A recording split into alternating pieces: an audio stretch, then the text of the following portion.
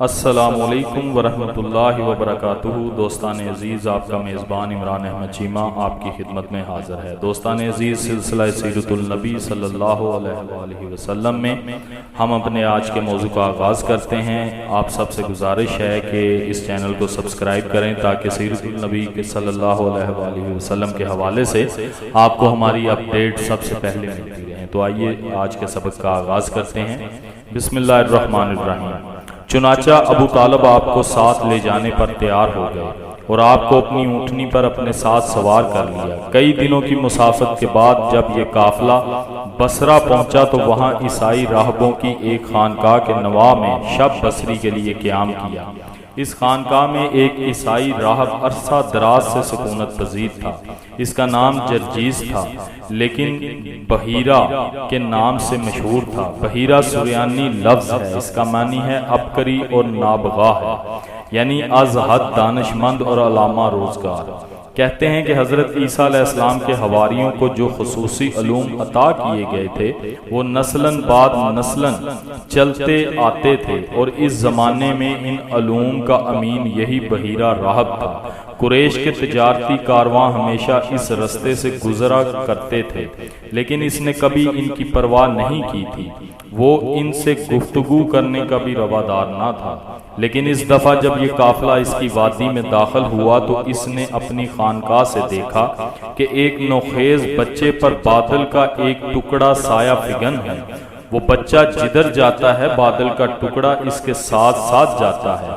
پھر اس نے اس امر کا بھی مشاہدہ کیا کہ جب یہ قافلہ ایک درخت کے سائے میں اترا، یہ بچہ جب وہاں پہنچا تو درخت کے سائے میں کوئی جگہ نہ رہی تھی، اس لیے مجمع سے باہر ہی وہ بچہ دھوپ میں بیٹھ گیا اور درخت نے فوراً جھک کر اپنا سایہ اس بچے پر پھیلا دیا۔ بحیرہ نے جب اپنی خانقاہ کے دریچے سے یہ منظر دیکھا، اسے خیال آیا کہ جس نبی صادق و امین کے ہم منتظر ہیں اور جس کی علامات ہماری کتب میں مرقوم ہیں، کہیں یہ وہ نوجوان تو نہیں؟ اسے قریب سے دیکھنا چاہیے تاکہ ان کی نشانیوں کے بارے میں پورا وثوق ہو جائے۔ اس نے اس کے لیے یہی تجویز مناسب سمجھی کہ سارے قافلہ کی ضیافت کی جائے۔ وہ نوجوان بھی آئے گا، اسے قریب سے دیکھ کر دل مطمئن کر لوں گا۔ چنانچہ خلاف معمول وہ اپنی خانقاہ سے نکل کر ان قافلے والوں کے پاس آیا اور کہا کہ آج آپ کے قافلے کے تمام افراد کو میں دعوت دیتا ہوں کہ آپ محاضر میرے ہاں تناول فرمائیں۔ اس کے اس طرز عمل سے سارا قافلہ سراپائے حیرت بنا ہوا تھا۔ آخر ایک شخص سے نہ رہا گیا اور اس نے پوچھ ہی لیا کہ اے بحیرہ، آپ کے طرز عمل نے ہمیں حیران کر دیا ہے۔ پہلے بھی ہم یہاں سے بارہا گزرے ہیں لیکن آپ نے ہماری طرف کبھی توجہ تک نہ کی۔ اس دفعہ آپ خلاف معمول اپنی خانقاہ سے چل کر ہمارے پاس آئے اور ہمیں کھانے کی دعوت دے کر ہماری عزت افزائی فرمائی۔ آپ کے طریقہ کار میں یہ بین تفاوت کیوں؟ بحیرہ نے بات کو ٹالتے ہوئے کہا، بے شک آپ درست کہہ رہے ہیں، لیکن آخرکار آپ ہمارے مہمان ہیں۔ اپنے مہمان کی عزت کرنا اور ان کی ضیافت کا شرف حاصل کرنا ہمارا فرض ہے۔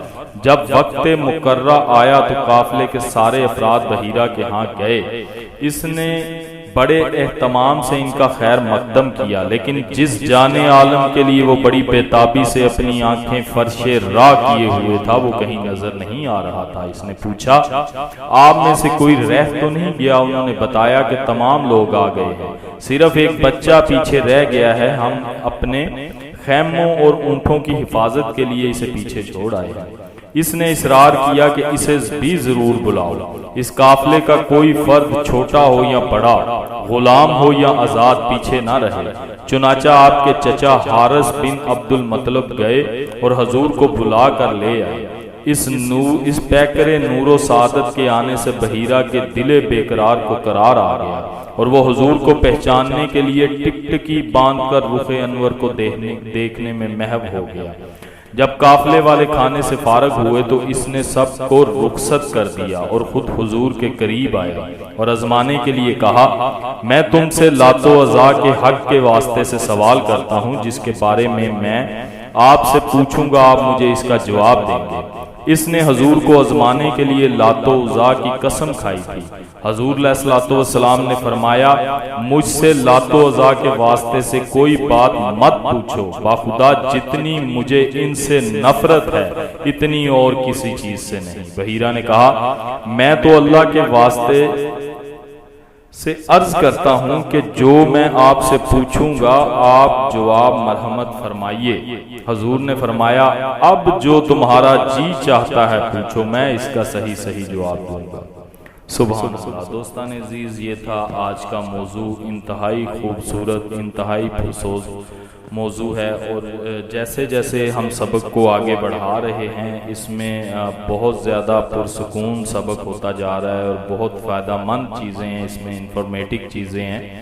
تو جو دوست چینل پہ نئے ہیں ان سے گزارش ہے کہ وہ چینل کو جلد از جلد سبسکرائب کریں تاکہ آپ کو اس طرح کی انفارمیٹک سیرت النبی صلی اللہ علیہ وآلہ وسلم کے حوالے سے اپڈیٹ آتی رہیں۔